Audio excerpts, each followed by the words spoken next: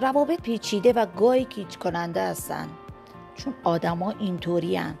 ما غیر قابل پیش بینی هستیم و بعضی وقتا هم آزاردهنده هستیم، چون نمیدونیم چی میکنیم، چی میخوایم. تازه بعدش هم قراره با یه آدمی که ممکنه مدل خودمون باشه هم ادغام بشیم یا توی جایی کار کنیم که این همه آدم به همین شکل وجود داشته باشه. ویدیوهایی که در مورد رابطه من میبینم بیشتر تمرکز میکنن روی این که در شخص مقابل چه چیزایی وجود داره که ما باید از اونها آگاه باشیم، نه چیزایی که درون خودمون باید از اونها آگاه باشیم. بله، انگشت گذاشتن رو دیگران خیلی آسونه، چیزایی که از اونها انتظار داریم، چیزایی که اونها ازشون میخوایم یا چیزایی که با اونها اشتباه هست، چیزایی که با شماست چطور، چیزایی که با منه چطور. من میخوام روی هر دوی اینا تمرکز داشته باشم، چون که هر دوشون به یه اندازه مهم هستن و به طور خاص میخوام رو 3 تا ایده یا حالا نمیدونم یه هر اسم دیگه‌ای برای یادگیری اونها تمرکز کنیم. خب این 3 تا ایده، یکیش این که اول باید صادق باشیم و بالقوه تعهد نداشته باشیم و پایانها شکست نیستند. مثلا این ویدیو فکر کنید که یه دوره همی هست بین من و تو، 2 تا دوست باشیم که بشینیم در موردش فکر کنیم. امیدوارم که از این نوع ویدیوها خوشتون بیاد. منظور از صادق بودن چیه؟ همه ما سعی داریم، تلاش داریم که در ظاهرمون خوب باشه، آدم خوبی باشیم و حتی برای این کارم خیلی تلاش میکنیم و سعی میکنیم.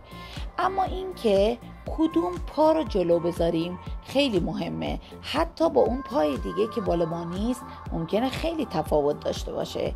پس چه جوری باید صادق باشی؟ صداقت به معنی ریختن چای توی نمایش خانوادگی و یا اینکه عادتهای بدتون رو کنار بذارید، مثلا جورابتون رو پرت میکردین یا یه قلدری که توی بچگیاتون وجود داشته. صداقت این چیزا نیست.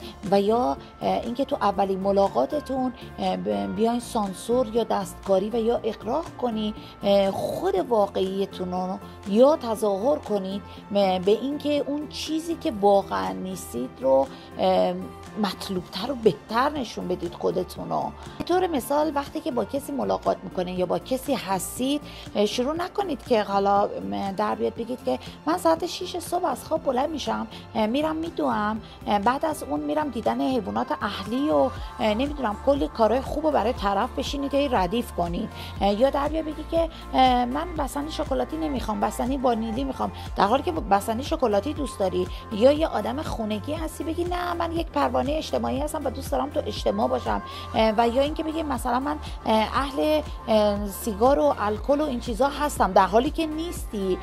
و یا اینکه بدونی طرف یه برنامه کاری خیلی شلوغی داره و بگی نه مشکل نداره، اشکال نداره و اینا، و واقعا وانمود بکنی به اون چیزی که نیستی بگی هستم، و یا اون چیزی که اون طرف هست بگی خوبه مشکل نداره و بخوای بپذیری همه چیزو. این رابطه یه چیز دو طرفه است، یه قطار دو طرفه است. اساس یک رابطه لحن، هنجارها، انتظارات، مرزها که معمولا در مراحل اولیه تعیین میشه و حداقل هسته اصلی اون رابطه هست. و اگر اینا بر اساس یک واقعیتی نادرست باشه، در نهایت همه این چیزا مشخص میشه و ما پشت ابر نمیمونه و این ماست که چهره آدما میلرزه و اون رابطه آسیب میبینه و تمایلشون نسبت به هم دیگه کم میشه و حتی ممکنه 5 ماه 2 سال اینا با هم باشن و نهایتا اون رابطه تموم میشه و داغون میشه.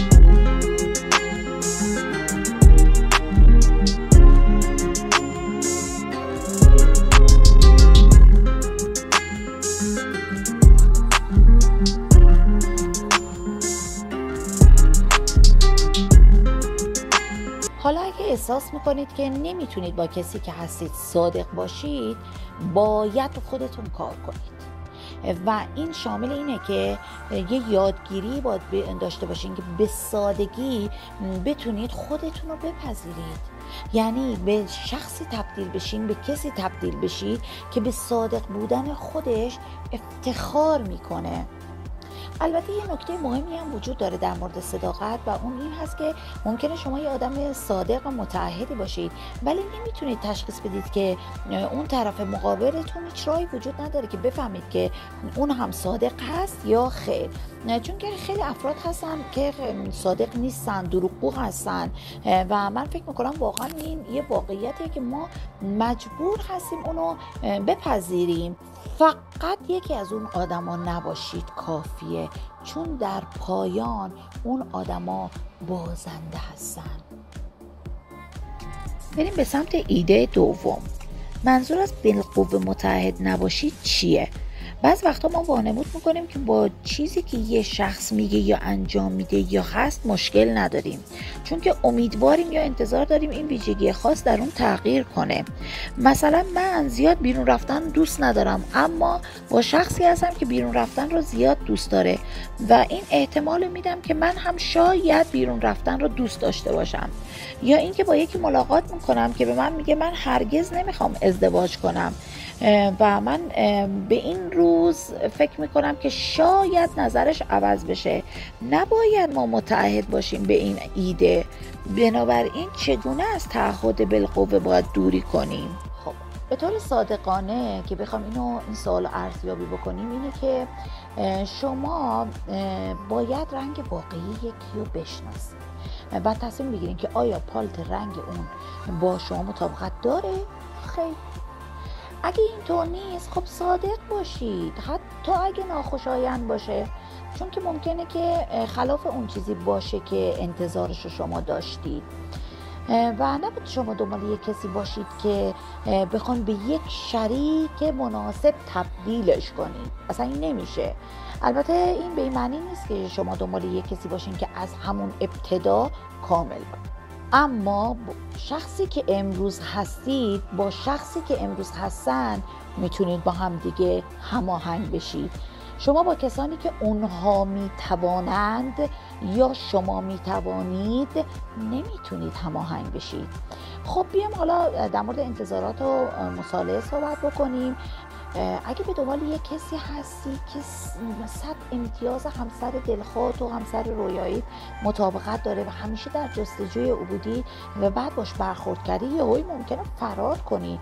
چرا؟ چون همیشه ممکنه یه چیزایی وجود داشته باشن که برات آزاردهنده باشه و یا برعکسش یه چیزی بعداً پیدا بکنی که خیلی بهتر از اون باشه. همیشه دیدگاه‌ها، نظرات و ایده‌های متفاوتی وجود خواهد داشت، چون که ما آدم‌های متفاوتی هستیم. ممکنه اختلاف نظرهای متفاوتی وجود داشته باشه، چون واقعا ما آدم‌های متفاوتی هستیم. میشه دیدگاه‌ها، نظرات و ایده‌های متفاوتی وجود خواهد داشت، چون که ما آدم‌های متفاوتی هستیم. ممکنه اختلاف نظرهای متفاوتی وجود داشته باشه، چون واقعا ما آدم‌های متفاوتی هستیم.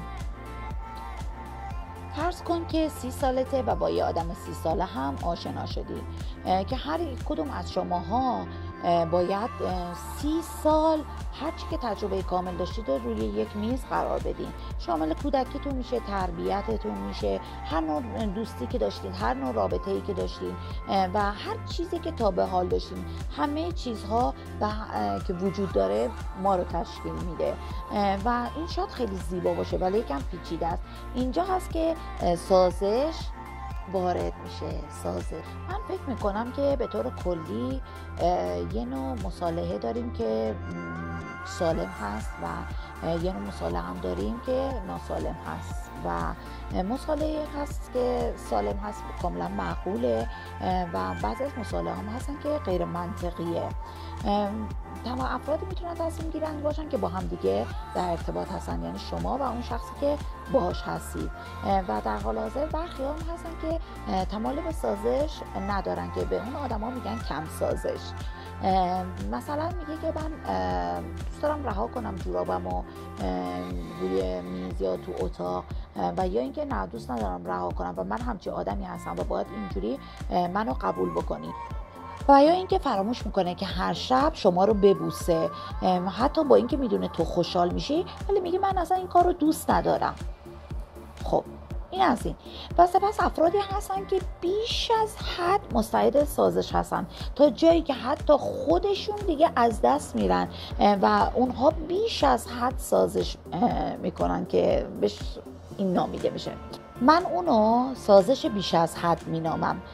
میگه که من از صحبت کردم با تمام اعضای خانواده‌ام کلاً دست کشیدم که بتونم تمام وقتم رو با تو بگذرونم.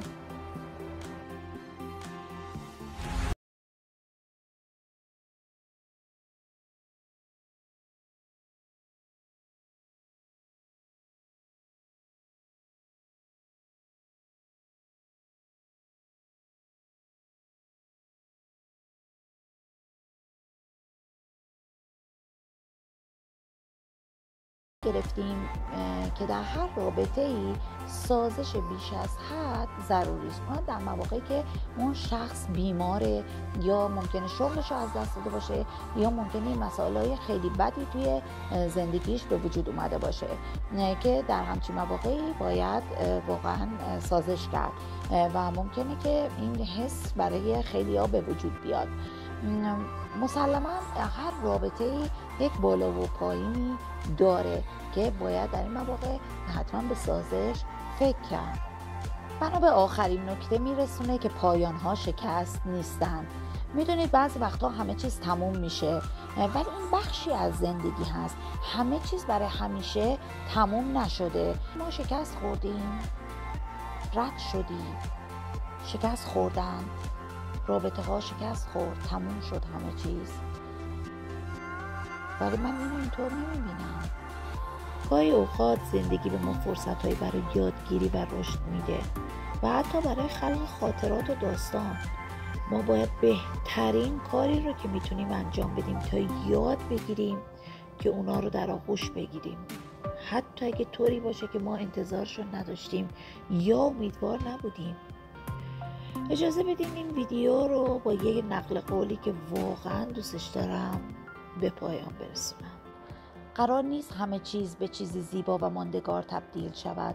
گاهی اوقات افرادی وارد زندگی شما می شوند تا به شما نشان دهند چه چیزی درست است و چه چیزی اشتباه است، تا به شما نشان دهند که چه کسی می توانید باشید و به شما بیاموزند که خودتان را دوست داشته باشید برای اینکه برای مدتی احساس بهتری داشته باشید، یا اینکه فقط می‌خواهید با او راه بروید در شب و در زندگی خود.